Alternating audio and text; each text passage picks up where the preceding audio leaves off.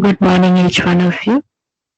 Last time we did the archaeological sources where we talked of the remains such as the buildings, pottery, weapons, ornaments, etc., which are of great importance when we study history and the past of man. Now, under that archaeological source, we read about coins, which give us detailed information about the Sultanate, about the period when the particular king ruled, the way he ruled, the reign or the tenure of his rule.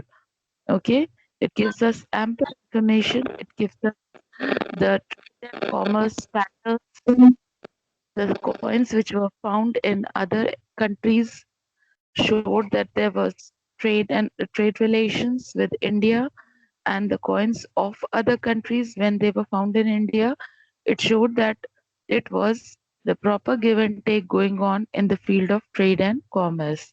So coins have been of really great importance when it came for archaeological source. Now we next come on to the heading called Epigraphic Sources.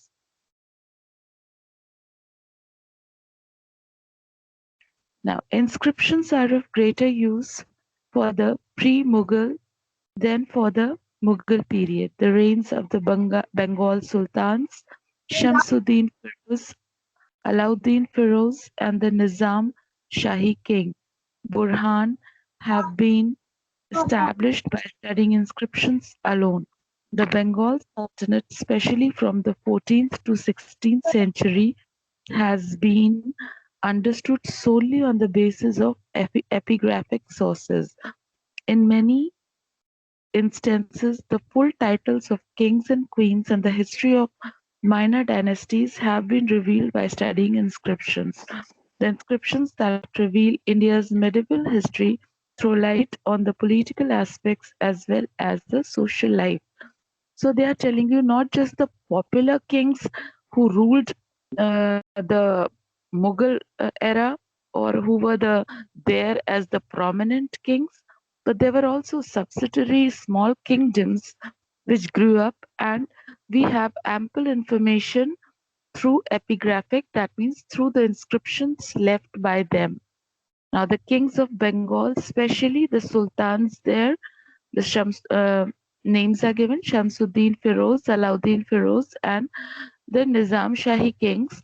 All these kings, we know a very uh, detailed account of them through the inscriptions which were left during the 14th to 16th century era.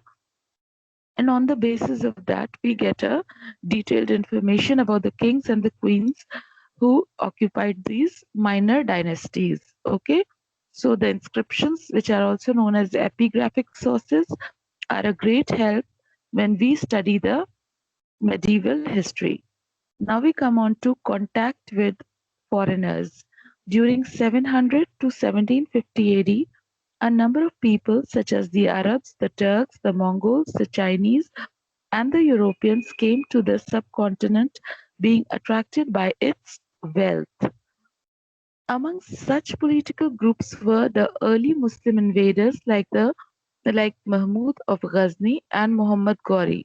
They were followed by other Turks who founded the Delhi Sultanate. The Delhi Sultanate was uprooted by a new group of people from Central Asia known as Mughal, who established the Mughal Empire in 1526 AD.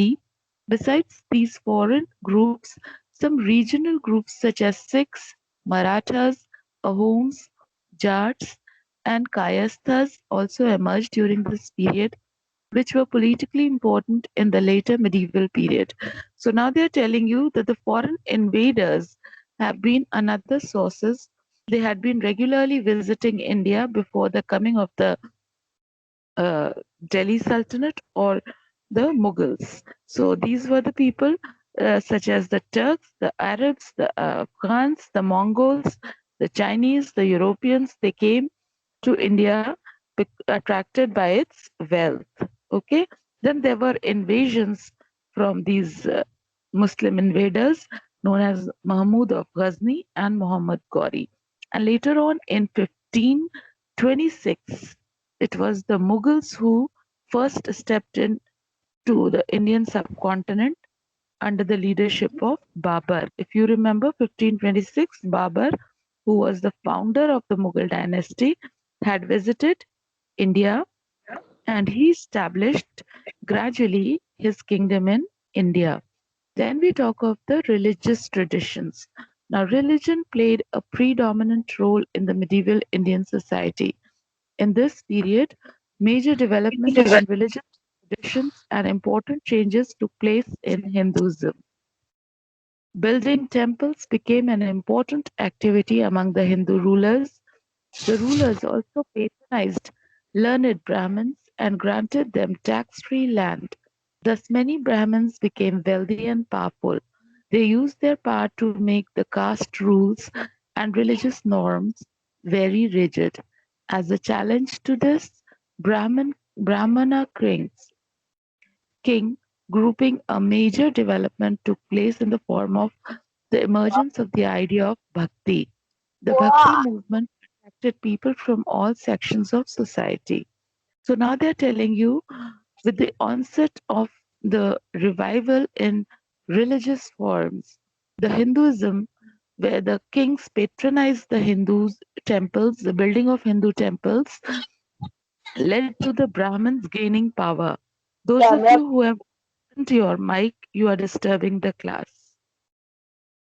And do not talk also, please.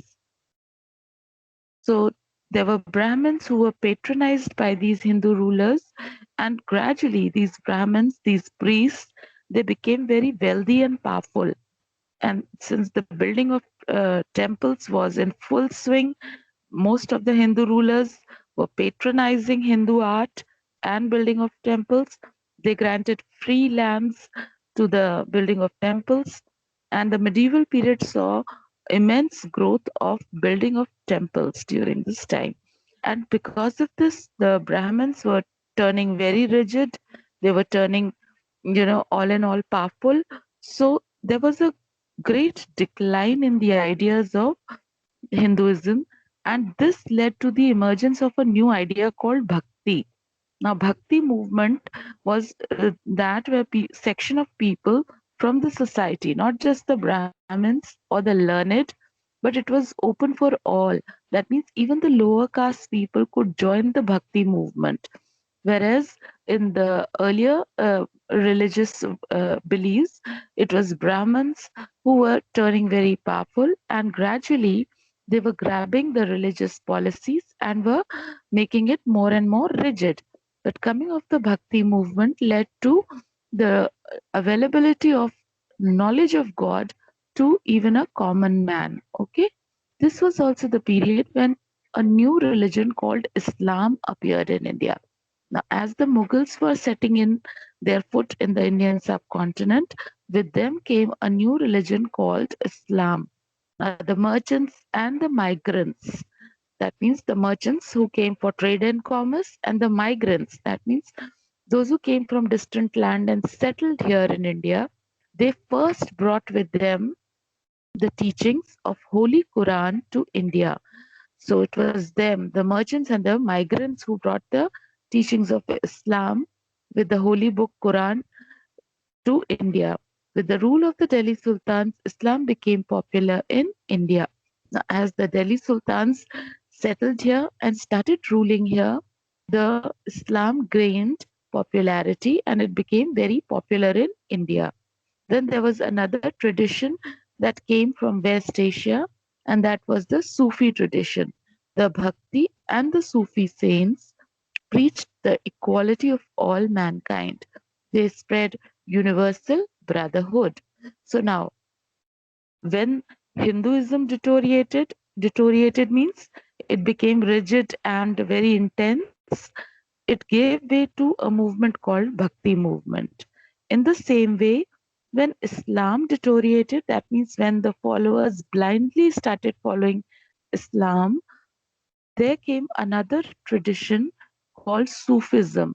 Now, again, this was an improved version. Why? Because Here again, it was open for common people to understand and follow. It was easier and much catering to the needs of the common man that it was considered as one of the major developments.